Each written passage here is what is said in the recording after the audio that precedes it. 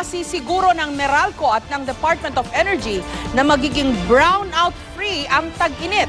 Napakataas daw kasi ng demand sa kuryente gaya na lang ngayong araw na umabot sa all-time high ang power demand sa Luzon. Kaya naman sa ikalawang pagkakataon ngayong linggo, isinailalim sa yellow alert ang Luzon Grid. Live mula sa Quezon City, may report si Victoria Tulan. Victoria.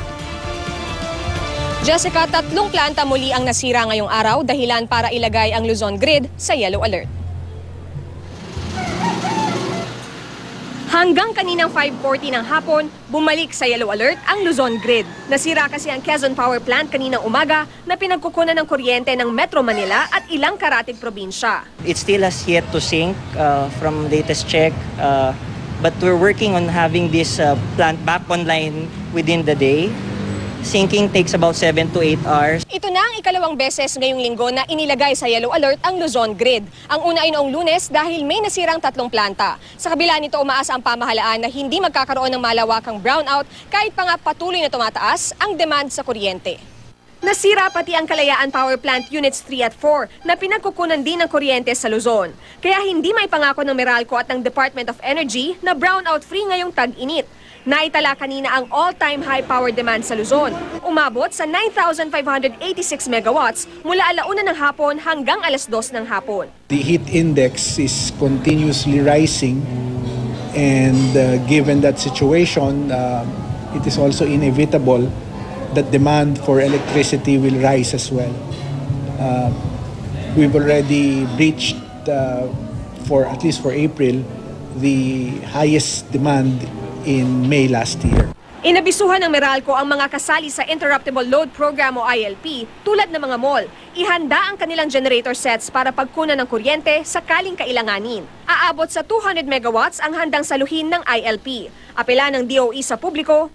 Pagpaplansya, halimbawa, wag nating gawin, wag nating itaon ngayon sa kainitan rin ng panahon, yung ating pong mga air condition, kung maaari, wag nating itodo. Sa Mindanao, red alert pa rin kaya may salit-salitang brownout. Yellow alert naman sa Visayas pero dahil nabibigyan ito ng kuryente ng Luzon Grid, hindi nagba-brownout.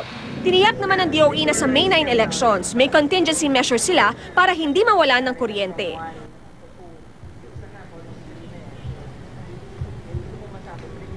Jessica, itong Quezon Power Plant ay naibalik o nai-restore bandang 5:30 ng hapon kanina. Kaya nga sabi natin ay 5:40 ng hapon ay na-lift na yung yellow alert. Yan ay sa kabila ng pagkasira pa rin ng 2 Kalayaan Power Plant units. Ayon sa NGCP, sumapat pa rin daw kasi yung supply ng kuryente sa demand ngayon dahil nabawasan na yung demand dahil nga maggagabi na or gabi na. Jessica? Okay, Victoria, all this time kasi tayong mga taga-Luzon, no, pati sa Visayas, medyo na isasalba doon sa bahagi na ng buhay ng mga taga-Mindanao na rotational brownout na I understand tumatagal ng 8 hours kung minsan. Ibig sabihin nito, nitong pagnipis, tuluyang pagnipis ng reserba ng kuryente dito sa Luzon Grid, ito hindi na talaga maiwasan na magkakaroon na rin ng brownout ang Luzon, pati na ang Visayas. Ganun ba ang sinasabi sa atin?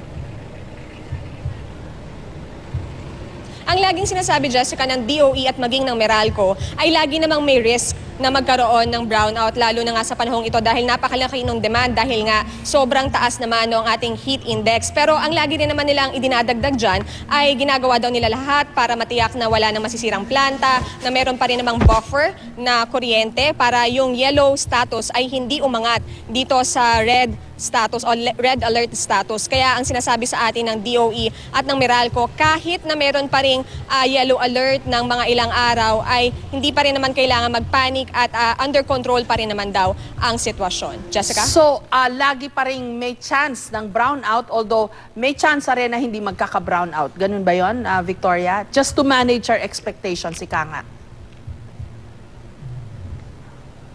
Tama yun, Jessica. Sinasabi nga nila na expect na rin natin yung worst kung sakali dahil nga eto merong mga planta na biglang nasisira at meron din mga planta na under maintenance. Ito yung mga scheduled maintenance. Kaya hindi rin talaga nila matiyak na all throughout the summer ay hindi magkakaroon ng brownout sa Luzon at maging sa Visayas. Pero again, ang sinasabi nga nila is manageable pa naman ito at maging sa election nga or particularly sa election ay matitiyak daw talaga nila na merong power, meron tayong sapat na kuryente para sa before and after the election dahil meron sila mga contingency plan. Kasama dyan yung pagkakaroon ng mga generator sets, yung pagpapakalat ng generator sets, at yung pagbabawal ng preventive maintenance 7 to 10 days before and after the election. Jessica? Maraming salamat sa iyo, Victoria Tulad.